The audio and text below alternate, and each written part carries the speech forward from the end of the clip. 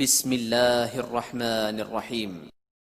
السلام عليكم ورحمة الله وبركاته.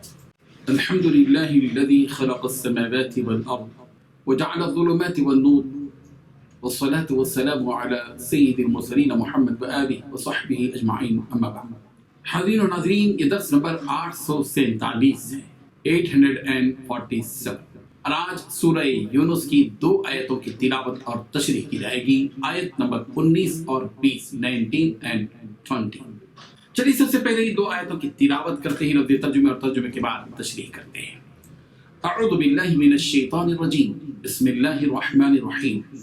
وما كان الناس إلا أمة واحدة فاختلفوا ولولا كلمة سبقت من ربك لقضي بينهم فيما فيه يختلفون ويقولون لولا أنزل عليه آية من ربه فقل إنما الغيب لله فانتظروا إني معكم من المنتظرين صدق الله العظيم۔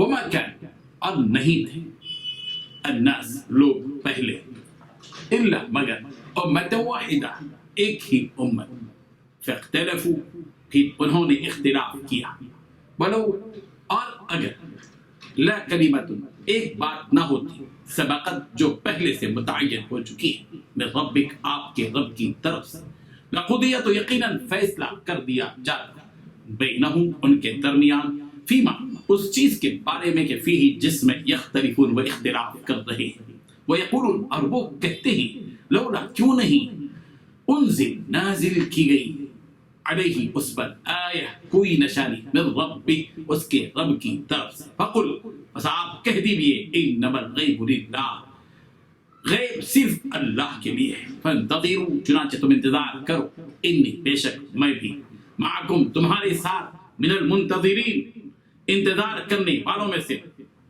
ترجمہ یوں ہے، اور سب لوگ پہلے ایک ہی امت یعنی ایک ہی ملت پر تھے، پھر جدا جدا ہو گئے، اور اگر ایک بات جو تمہارے رب کی طرف سے پہلے ہو چکی ہوتی تو جن باتوں میں وہ اختلاف کرتے ہیں ان میں فیصلہ کر دیا جاتا، اور کہتے ہیں کہ اس پر اس کے رب کی طرف سے کوئی نشانی کیوں نازل نہیں ہوئی، کہہ دو کہ غیب کا علم تو اللہ ہی کو ہے، تو تم انتظار کرو، میں بھی تمہارے ساتھ انتظار کرتا ہوں۔ اس آیت میں 6 باتیں بتائی گئی ہیں۔ پہلی بات، اور سب لوگ پہلے ایک ہی امت یعنی ایک ہی ملت پر تھے۔ دوسری بات، پھر جدا جدا ہو گئے۔ تیسری بات، اور اگر ایک بات جو تمہارے رب کی طرف سے پہلے ہو چکی نہ ہوتی تو جن باتوں میں وہ اختلاف کرتے ہیں ان میں فیصلہ کر دیا جاتا۔ چوتھی بات، اور کہتے ہیں کہ اس پر اس کے رب کی طرف سے کوئی نشانی کیوں نازل نہیں ہوئی۔ پانچویں بات، کہہ دو کہ غیب کا علم تو اللہ ہی کو ہے۔ چھٹی بات، تم انتظار کرو، میں بھی تمہارے ساتھ انتظار کرتا ہوں۔ بزرگان محترم، یہاں پہلی حقیقت یہ بیان کی گئی ہے کہ سب لوگ پہلے ایک ہی امت یعنی ایک ہی ملت پر تھے۔ سورہ بقرہ کی آیت نمبر 213 میں بھی یہ حقیقت بیان کی گئی، كان الناس أمة واحدة فبعث الله النبيين مبشرين ومنذرين۔ دراصل لوگ ایک ہی گروہ تھے، اللہ تعالیٰ نے نبیوں کو خوشخبریاں دینے والا، ڈرانے والا بنا کر بھیجا اور ان کے ساتھ سچی کتابیں نازل فرمائیں۔ پچھلی آیت میں مشرکوں کے شرک کی بات کہی گئی تھی کہ یہ بتوں کی عبادت کرتے ہیں اور ان کا سفارشی ان کو قرار دیتے ہیں۔ اس آیت میں ان مشرکوں کے شرک کو باطل قرار دیا جا رہا ہے اور یہ بتلایا جا رہا ہے کہ اصل تو دنیا میں توحید یعنی وحدانیت ہی تھی۔ پہلے حضرت آدم علیہ السلام آئے اور ان کی نسلیں چلی، یہ سب کے سب توحید اور فطرت پر قائم تھے۔ طبرانی اور بیہقی نے حضرت اسود بن سریع رضی اللہ عنہ سے روایت کیا ہے کہ ہر بچہ فطرت پر پیدا ہوتا ہے، کل مولود یولد علی فطرت الاسلام، یہاں تک کہ اس کی زبان اس کے بارے میں بولنے لگی، پھر اس کے ماں باپ اس کو یہودی بنا دیتے ہیں یا نصرانی بنا دیتے ہیں یا مجوسی بنا دیتے ہیں۔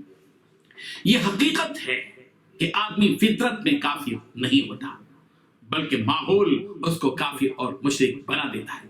سارے لوگ ابتدا میں ایک ہی امت تھے، یعنی اس پاکیزہ ایمانی فطرت پر تھے، ایک اللہ پر ایمان رکھتے تھے۔ اس کے بعد خواہشات اور باطل کی اتباع نے ان کی حالت بدل دی۔ حضرت ابن عباس رضی اللہ عنہ فرماتے ہیں کہ حضرت آدم حضرت نوح علیہ السلام کے درمیان 10 صدیاں گزری، یعنی 1000 برس گزرے، وہ سب اسلام پر تھے۔ پھر لوگوں میں اختلاف پیدا ہو گیا اور لوگ توحید کو چھوڑ کر بتوں کی عبادت کرنے لگے. پھر اللہ تبارک و تعالیٰ نے اپنے رسولوں کو دلائل، نشانیوں اور معجزات کے ساتھ بھیجا. لِيَهْلِكَ مَنْ هَلَكَ عَنْ بَيِّنَةٍ وَيَحْيَىٰ مَنْ حَيَّ عَنْ بَيِّنَةٍ. سورہ انفال میں یہ بات بیان کی گئی آیت نمبر 42 میں، تاکہ جو ہلاک ہو دلیل پر یعنی یقین جان کر ہلاک ہو، اور جو زندہ رہے وہ بھی دلیل پر حق پہچان کر زندہ رہے. جب بھی دنیا میں پیغمبر آتے رہے ان کی قوموں میں کی ایک جماعت ان کی اتباع کرتی رہی اور دوسری جماعت اپنی گمراہی پر قائم رہی. اسی حقیقت کو اس آیت میں بتلایا گیا. وَمَا كَانَ النَّاسُ إِلَّا أُمَّةً وَاحِدَةً فَاخْتَلَفُوا. اور لوگ پہلے ایک ہی امت تھے، پھر انہوں نے آپس میں اختلاف کر لیا. دوسری حقیقت یہاں یہ بیان کی گئی ہے کہ وَلَوْلَا كَلِمَةٌ سَبَقَتْ مِنْ رَبِّكَ. اگر آپ کے رب کی طرف سے بات طے نہ ہو چکی ہوتی تو ان کے درمیان اس چیز میں فیصلہ ہو چکا ہوتا جس میں وہ اختلاف کرتے ہیں. اب سوال یہ ہے کہ وہ کون سی بات ہے جو پہلے سے طے ہو چکی ہے، جس کا تذکرہ اس آیت میں کیا جا رہا ہے. اس سلسلے میں مفسرین کے کئی اقوال. ایک قول یہ ہے کہ اللہ تعالیٰ نے ہر ایک کے لیے جو ایک اجل مقرر فرما دی ہے، اللہ تعالیٰ اس اجل سے پہلے انہیں ہلاک نہیں کرے گا. اس کا مطلب یہ ہوا کہ اگر اجل مقرر نہ ہوتی تو اللہ تعالیٰ فیصلہ فرما دیتا اور جھٹلانے والوں پر عذاب بھیج دیتا اور یہی حق اور باطل کا فیصلہ ہو جاتا. اس طرح کافروں کو ہلاک کر دیا جاتا اور ایمان والے باقی رہ جاتے. حضرت حسن بصری رحمہ اللہ فرماتے ہیں کہ چونکہ اللہ تعالیٰ نے پہلے سے یہ بات طے فرما دی ہے کہ قیامت کے دن سے پہلے ثواب اور سزا کا فیصلہ نہیں ہوگا، بلکہ یہ فیصلہ تو قیامت کے دن ہی ہوگا، اس لیے دنیا میں ایسا فیصلہ نہیں کیا جاتا کہ ثواب والوں کو دنیا ہی میں بدلہ مل جائے اور عذاب والوں کو دنیا ہی میں عذاب مل جائے. اسی صورت کی آیت نمبر 93 میں یہ حقیقت یوں بیان کی گئی: ان ربک یقضی بینہم یوم القیامت فیما کانوا فیہ یختلفون. آپ کا رب ان کے درمیان قیامت کے دن ان امور میں فیصلہ کر دے گا جن میں وہ اختلاف کرتے تھے. تیسری حقیقت یہ بیان کی گئی کہ وہ یقولون لولا انزل علیہ آیۃ من ربہ. اور وہ کہتے ہیں کہ ان پر کوئی نشانی ان کے رب کی طرف سے کیوں نہ نازل ہوئی. یعنی یہ مشرکین کا مطلب اس سے یہ تھا کہ جس قسم کا معجزہ ہم چاہتے ہیں اس قسم کا معجزہ محمد پر نازل کیوں نہیں ہوا. یہاں یہ بات ذہن میں رکھ لی جائے کہ اللہ تعالیٰ کا دستور اس سلسلے میں یہ ہے کہ نبیوں پر اپنی مرضی سے معجزے بھیجے جاتے ہیں. اگر قوموں یعنی نبیوں پر اپنی مرضی سے اللہ تبارک و تعالیٰ معجزے بھیجتے ہیں. اگر قوموں کی مرضی اور مطالبے کی بنیاد پر جب معجزہ آ جاتا ہے اور قوم جب بھی ایمان نہیں لاتی تو پھر وہ قوم ہلاک کر دی جاتی ہے. اسی لیے یہاں جواب دیا جا رہا ہے فَقُلْ إِنَّمَا الْغَيْبُ لِلَّهِ. پیغمبر آپ کہہ دیجئے کہ غیب کا علم صرف اللہ کو ہے، تم بھی منتظر رہو، میں بھی تمہارے ساتھ منتظر ہوں.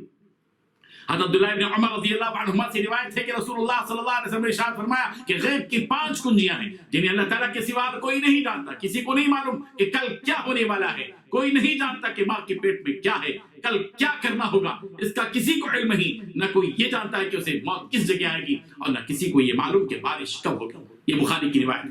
حضرت عائشہ صدیقہ رضی اللہ عنہا نے بیان فرمایا کہ اگر تم سے کوئی یہ کہتا ہے کہ محمد نے اپنے رب کو دیکھا تو وہ غلط کہتا ہے، کیونکہ اللہ تعالیٰ اپنے بارے میں خود کہتا ہے کہ نظریں اس کو دیکھ نہیں سکتی. اور جو کوئی کہتا ہے کہ حضرت صلی اللہ علیہ وسلم غیب جانتے تھے تو غلط کہتا ہے، کیونکہ خداوند تعالیٰ خود کہتا ہے کہ غیب کا علم صرف اللہ ہی کو ہے، اللہ کے سوا کسی کو نہیں. فَقُلْ إِنَّمَا الْغَيْبُ لِلَّهِ. اللہ تبارک و تعالیٰ ہمیں ان حقیقتوں کو سمجھنے کی توفیق عطا فرمائے. وآخر دعوانا الحمد للہ رب العالمین.